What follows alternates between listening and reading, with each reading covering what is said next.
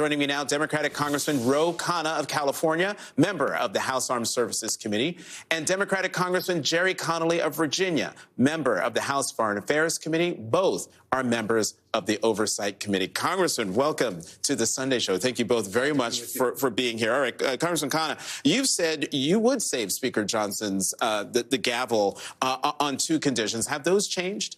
No, if he brings a clean bill on Ukraine funding, I think he would be doing the responsible thing, and he should be funding the bridge in Baltimore. I mean, those are common sense priorities, and I would be willing to work across the aisle if he does that. Congressman Connolly? No, I don't believe rewarding Speaker Johnson for doing his job is a smart policy, and there are lots of problems, I think, doing that. He is the most ideological right-wing speaker since the 1830s. Everything he stands for is antithetical to democratic values, and keeping him in office is being complicit when we do that. Secondly, this is extortion. Where do we stop? This time it's Ukraine. What is it next? And thirdly, there's viability. What kind of shelf life is Mike Johnson going to have in his own caucus when he's the speaker at the sufferance of Democratic votes? That's not going to be a long shelf life. Well, Congressman Connolly, let me stick with you here. So if you don't save Speaker Johnson, who's going to be the next speaker? Well, hopefully Hakeem Jeffries. The Republicans there we agree. The Republicans are down to a one-vote majority. It's very fragile. But it's not our job to save a Republican speaker, especially one as far right as Mike Johnson. He's wrong from a Democratic point of view on every issue imaginable. Gun rights, women's reproductive rights, LGBTQ rights. He litigated. He not only voted the wrong way on certifying President Biden's election, he litigated it. What Democrat wants to be associated with that kind of record? Well, Jerry's right on all the facts. I mean, he is very, very extreme. He's ideological, horrible record on LGBTQ plus equality, horrible record on abortion rights. He did actually litigate overthrowing 2020. The question just is, people in Ukraine desperately need this aid. And if he doesn't bring that bill to the floor, you're basically giving Putin a victory. And we need the money for the bridge. So I would not vote affirmatively for Johnson, but could I vote to table something if it's part of a deal on a clean Ukraine bill? I would entertain it. All right, guys. But disabuse me of this cynical view. But it's not even cynical. I just have no faith that Speaker Johnson will be able to get a Ukraine funding bill through, an Israel funding bill through, the funding for the Francis Scott Key Bridge. Am I wrong in thinking that? I mean, it's great to go and say, hey, if you do this, you'll get my vote. But I don't even think you'll get to that point. Well, I think there are three separate issues. On the Francis Scott Key Bridge, we're talking about $600 million. I mean, we put almost $1 trillion into the Pentagon and defense budget. It is shameful that we can't get $600 million allocated right away. On Ukraine, I think that aid has to be a clean vote. The Israel aid is more complicated. I was on a letter with Speaker Pelosi and about 40 Democrats saying no more offensive weapons to Israel while they're still killing civilians in an indiscriminate way. So I think that's going to be a more complicated vote. Well, I think that we will get to a vote on both Ukraine aid and on rebuilding the Key Bridge in Baltimore. There are over 300 votes in the House of Representatives, bipartisan, to vote for Ukraine aid. Speaker Johnson knows that. And there is going to be increasing pressure on him from moderate common sense Republicans who support aid to Ukraine. Key leaders in the Republican caucus, the chairman of the Intelligence Committee, chairman of the Armed Services Committee, chairman of the Foreign Affairs Committee, all are outspoken advocates for Ukraine. He can't continue to bottle that up. Let the will of the House be exercised. Bring a bill to the floor, and we either pass it or we don't.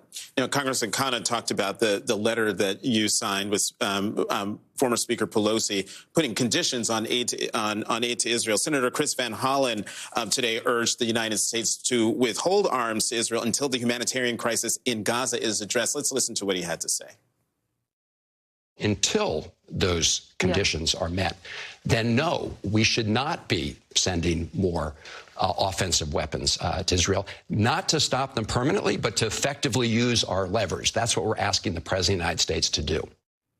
Congressman Connolly, what do you make of what Senator Van Hollen said? And did you sign that letter that Congressman Khanna and the former Speaker Pelosi signed? I was not aware of the letter. Okay. So it wasn't something I could sign. I favor the position I think Chris Van Hollen just articulated, which is we have to use our leverage on the Netanyahu government to open up massive humanitarian aid in Gaza.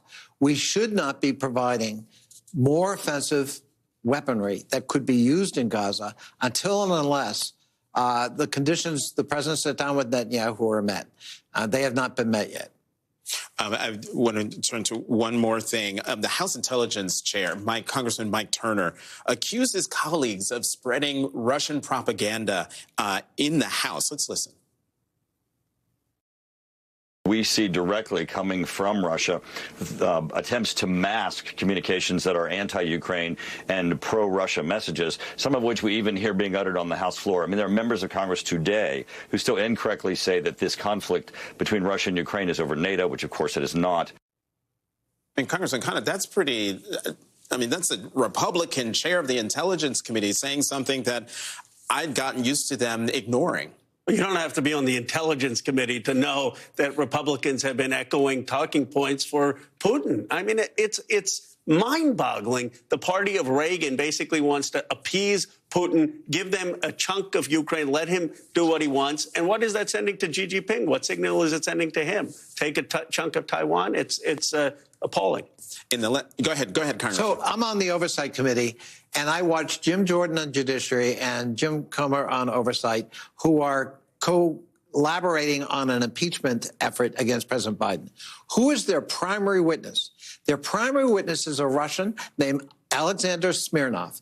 He is in jail today because he lied to the FBI about the whole Burisma scandal that turned out to be a lie. He wasn't there. He didn't hear it. There were no bribes. That's their primary witness. And he admitted that his sources are Russian agents. So it's not only that Russian bots are infiltrating Republican propaganda, they're actually prime witnesses for now a thoroughly discredited impeachment. And what he did was get dirt on Joe Biden. That was the whole operation. Which was false. He made right. He tried to get dirt. Right. He tried to get dirt. It's sort of like that raccoon with the cotton candy over the bowl of water, and it drops in, it disappears. The raccoon's like, what? Yeah. Congressman, before I can't let you go without asking you about the bill you filed in Congress in response to this effort to rename Dulles, which is an architecturally beautiful airport. I don't care what any of you folks say about it. To rename it for Donald Trump. You introduced a bill to rename a prison in Florida after Trump. Well, there's a nice federal penitentiary right near Mar-a-Lago.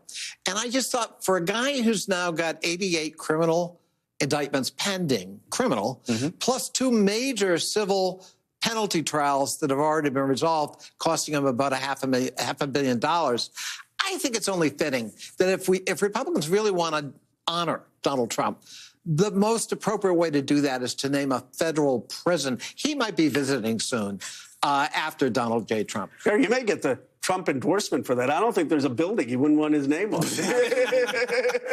Congressman Khanna, are you going to sign on as a sponsor? I sign on to almost any bill Jerry Connolly does. He's one of the smartest members of Congress. I love how he said almost. Congressman Ro Khanna of California, Congressman Jerry Connolly of Virginia, thank you both very much for coming to this Sunday show.